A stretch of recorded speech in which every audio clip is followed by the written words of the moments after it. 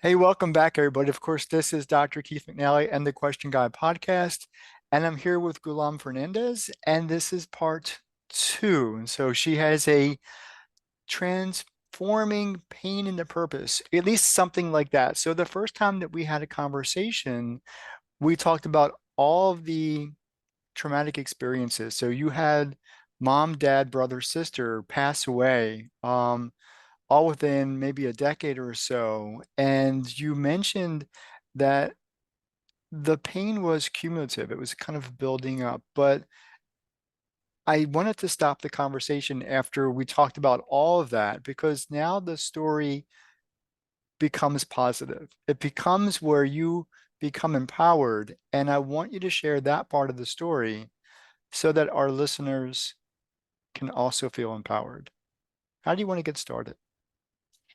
I'd just like to recap that I can't remember if I mentioned this yesterday, but there are over 40 life events that can impact your heart and produce feelings of loss and grief. And I used to think it was just about bereavements. And not only did I have the bereavements you mentioned, I then went on to have three miscarriages. Oh, So my experience of variety of grief and what gets you stuck and what helps you to move on was all part of my journey.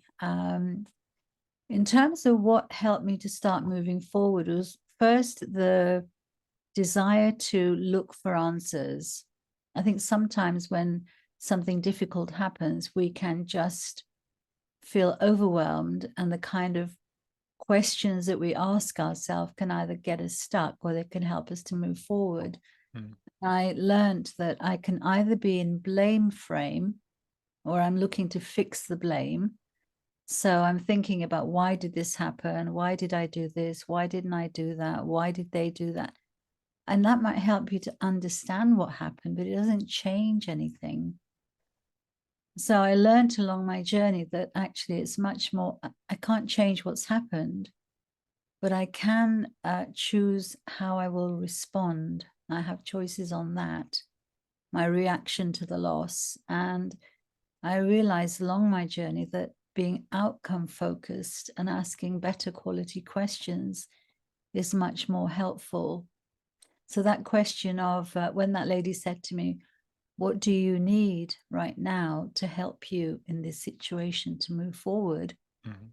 That focused my mind away from, what happened to my brother? Why did it happen? It might happen, and all that sort of stuff that I can do nothing about, to start focusing on what's within my control that I could do that would actually take me a step closer to getting healed.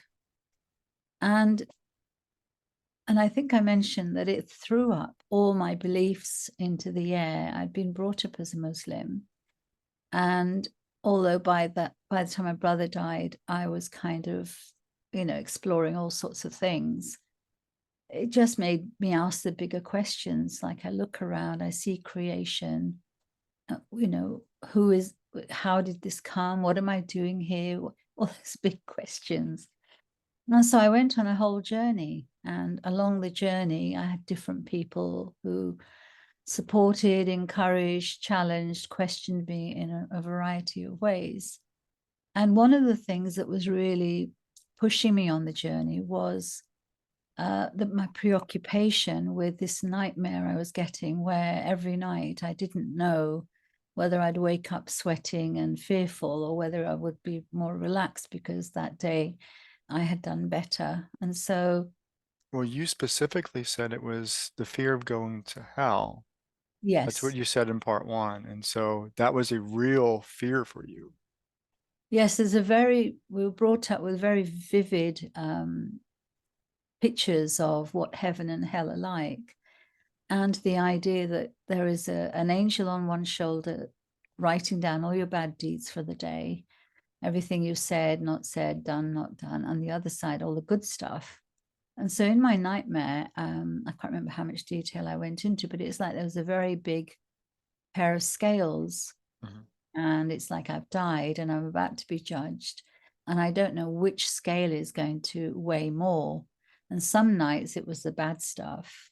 And then so that everything I tried was about trying to get some relief from that nightmare. But everything I tried, like I kind of smile at some of the things I got into. I think the one that makes me cringe the most now was something called a goddess training. And but I tried so many things. And I mean, I'm not saying they don't work for other people, but they didn't work for me. And my nightmare carried on. Was Um, that your first goal, was to get rid of that nightmare, like in order to move forward? my goal was really to deal with the fear that I now had. If Okay. anything happened, I'd be really frightened because I was concerned about, will I go to heaven? Will I go to hell? So the nightmare kind of just reminded me of the fear. But for example, if I had to go for an operation, minor or major, I'd be like, they're going to give me anesthetic. What if I don't wake up? What if this is it? So lots and lots of different things produce anxiety and fear about dying and what might happen to me after I die and what had happened to my family who had died. Hmm. So that was the preoccupation that kept me looking for answers and searching here and there. Um, that's probably a whole different podcast series, I guess. Well, you eventually had to either disregard the fear or find a way to respond to it correctly, because you're now on a specific journey. Yes, yes. And I think in the end, and this took years and it was long and arduous. I had trained as a teacher and I used to teach science. And so I was always somebody who had a lot of questions about everything. And so people tried, sharing different approaches. So I stayed at ashrams in India, exploring Hinduism. I was invited to Buddhist meetings and various New Age things. I got into astrology readings and Reiki and rebirthing and a whole heap of other things because I was looking for answers, but none of them actually dealt with my nightmare, and that continued. What actually set me free from my nightmare in the end, after a very long time, was actually when somebody started sharing with me about their faith in Jesus. And my first response was, I've tried everything, don't, This don't is try. just one more thing. So that's really interesting. Don't try forcing it. Well, the thing is, it was my brother-in-law, and he said, I can see you're seeking, and this is what's really given me relief in my life. And I was like, yeah, don't try pushing your views down my throat. Thank you very much. I'm doing fine. But over the years, as I watched his life and the way his marriage was working, the way they were bringing up their children, and the way they were really kind and hospitable to us, and all the things I was trying out were not getting rid of my nightmare. Eventually, I started asking questions. Hmm. And eventually I started exploring, well, who is Jesus? And then I came across a book, Mere Christianity. I forget his name now, but anyway, he said you have to decide if Jesus was mad, because there are many people, Mad mentally isn't crazy. crazy. Okay. Yeah, mad as in crazy. Okay. Were the claims he was making. He was either mad Right. or he was bad and he was trying to con everybody, or he was telling the truth. And he says, there's no halfway house. You have to figure out which do you think it is. And so I went on a whole journey, starting to ask questions, starting to read the Bible. And at the time, we had, part of this whole quest was we moved to India for a while. And the more I explored, the more convinced I became that actually this had to be true. And eventually, when I ran out of questions, which took a very long time, Time as in years? time as in years, Okay. time as in me saying, yes, but what about this? And but what about that? And but what about the other? And particularly, I had to be really, really convinced that this was true, because for me to say, okay, I want to follow Jesus, given I'd been brought up as a Muslim, was like a really, really big deal. I was wanted to get to that point because that is very different in thinking. Yes. Well, the main thing is that um, part of me, the more I explored, the more I was convinced that actually what he shared was truth. And the more I wanted to follow him, but the more scared I became of the consequences of choosing to go down that road. Mm. So there was one point actually where I was kind of arguing with God and saying, why can't I call myself a Muslim but follow Jesus? Because there's so many things that are the same, the Bible and the I don't Quran. think it's going to work that way. Well, that's what I was, that's the conversation I was having with Okay. God. Okay. Anyway, he goes, I mean, in his kindness and mercy, he actually showed me a picture. One day we came back, and I just suddenly saw this big chocolate cake. And I'm like, sometimes I feel that God speaks to me through pictures. And I saw this chocolate cake and I'm going, chocolate cake? God, were you trying to tell me something? And Wait. Where is the chocolate cake at? Like it's in your head. It's in in like my you. head, no, no, Okay. it's like I'm seeing a picture, Okay. but in my head, but Okay. it's feels like I'm seeing the picture. Okay. Chocolate And cake. chocolate cake. Anyway, so I said, God, what are you trying to say here? And then you reminded me that somebody we know makes an amazing chocolate cake. And we always long for the recipe, but we never had the recipe because that was her business. So that was fine.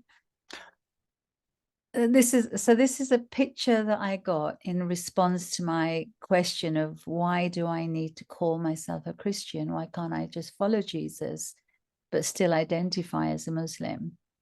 And so God said, imagine if your friend gave you the recipe and out of the 10 ingredients, you used 9 the same, but you changed one ingredient. Imagine if you put salt instead of sugar, you get a completely different cake. And when I started to think about it, I thought, yeah, they would look the same, but it said taste. There is a line in the Bible that says, taste and see that the Lord is good. And I thought, actually, it's when you taste the chocolate cake, you find out if it's got salt or sugar.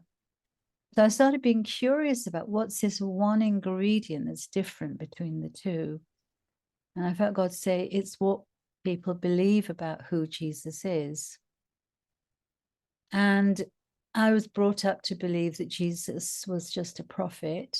Mm. And the Bible talks about Jesus being the Son of God, and that he died and that he was resurrected and that he sent his Holy Spirit to guide us and lead us.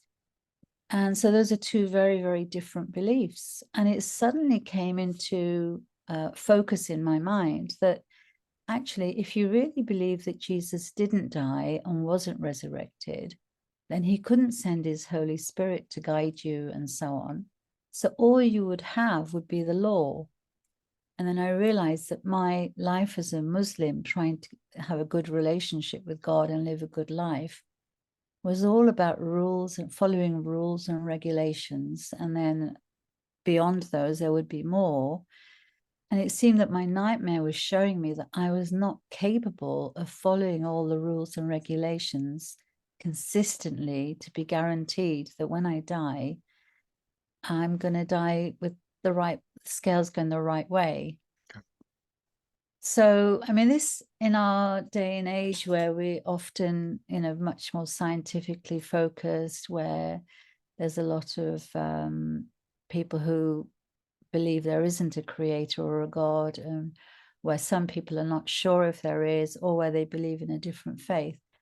It can seem really, really strange. But in terms of the pain that I was in, the journey that I went on, and then once I finally surrendered to the idea that actually, not only do I want to follow Jesus, I've got to actually be brave enough to do it, because I've got to decide now that I've seen this truth, I can't pretend that I haven't seen it. It felt very much like that blue pill, red pill moment in The Matrix. Okay. Interesting analogy. Okay. And You have to so make a decision. I had to make a decision. Okay. Do I want to please people, or allow my fear of what will people say to be the driving force? Or did I now follow my heart? And having had this encounter, and this was just one small part of a long story of encounters where I reached that decision. And so when I finally took that decision, the amazing thing was that my fear of death and dying just disappeared. And that nightmare that I used to have persistently just disappeared. And so that's when I thought, okay. Well, you've removed the rules, the rule book, which weighs one way or the other. Yeah, So you remove absolutely. that from your thinking. Absolutely. Yeah, Because up until then, my thinking was that your good deeds is what's gonna, your good works is what's gonna get you right with God. right. And I realized that actually Christianity is the only faith which talks about not what you have to do, but what Jesus has done. So you're not depending on your good works, but on the works that he's already done, and that we are saved for good works, but we're not saved by good works. And so that, I mean, there were a number of pivotal moments. Mhm. That was definitely one where once my fear of death and dying was dealt with, I felt that I kind of had a hope and a future again, because up until then I was so much preoccupied with all the grief, the sadness, the fear, the anxiety. It was really difficult to focus on what does a life of purpose look like? What does a life well lived look like? And so I guess we all need hope to cope. And for me, I guess that was the moment that hope came into my life and gave me a whole new perspective. It gave me a whole new set of problems as well. Well, that may also be a conversation for another time because I started this conversation. Well, you started this conversation yesterday by saying Yes. you turned pain into purpose. And so we have to get to the purpose part in Yes. order to leave our audience with something empowering. Ab- So now Absolutely. you are a So, follower of Jesus. Yeah. Yes. yes. Okay. Yes. And so Yes. there's got to be a purpose here somewhere.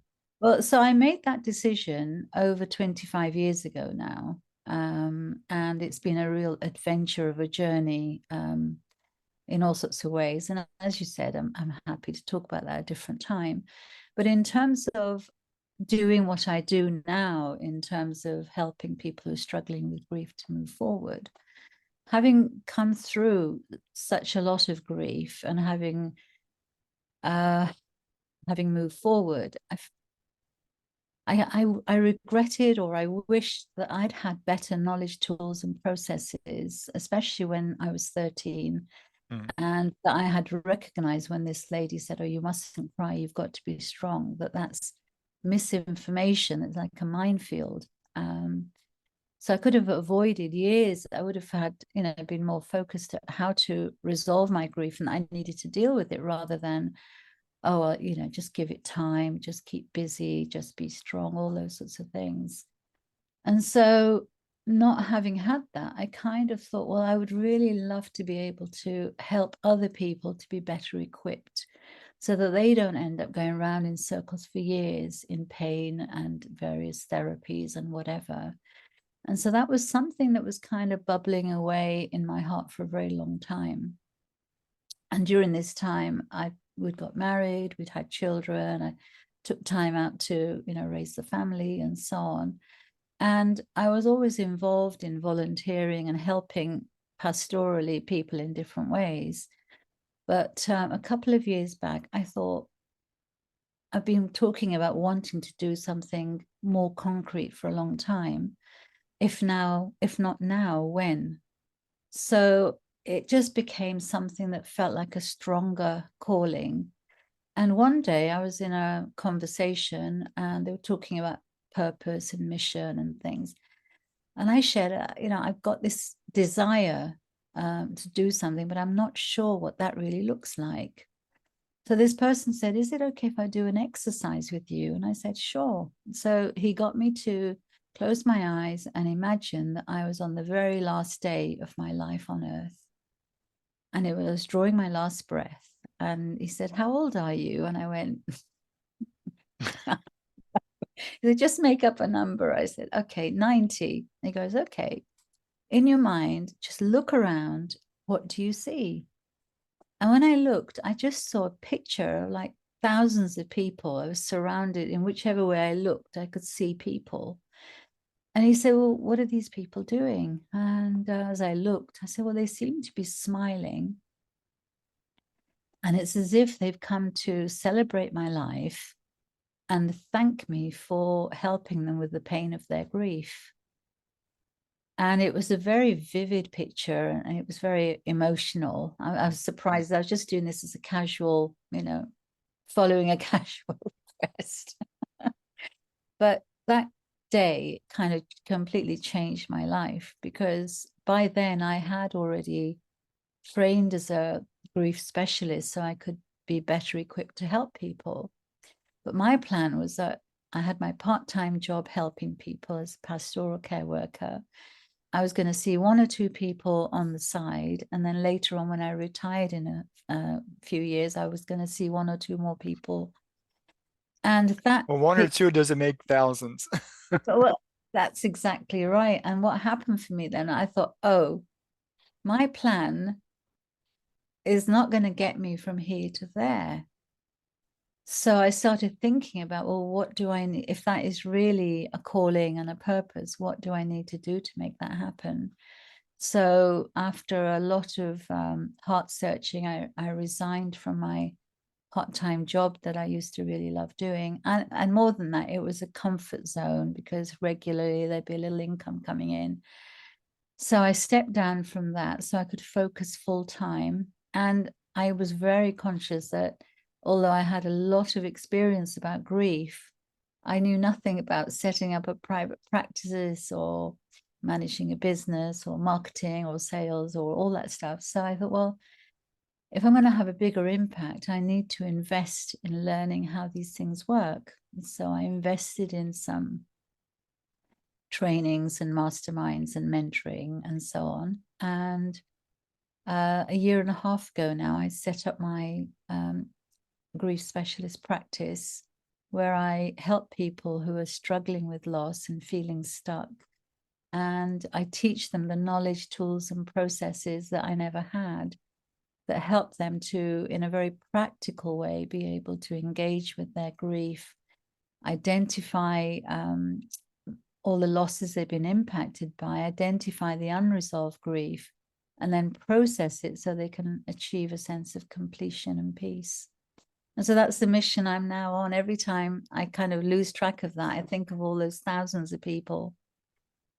And that's one of the reasons I was really thrilled to have a chance to talk to you because it's all part of helping more people to understand that you don't have to suffer and be a victim to grief emotions, that there is a way to turn your pain into purpose and move forward and create a life that's well lived. I have no words to end that conversation because it is so beautiful and so beautifully said. And so we actually have did exactly what you wanted to do was tell your story of pain and now tell your story of purpose. And so we're going to share that story with the world.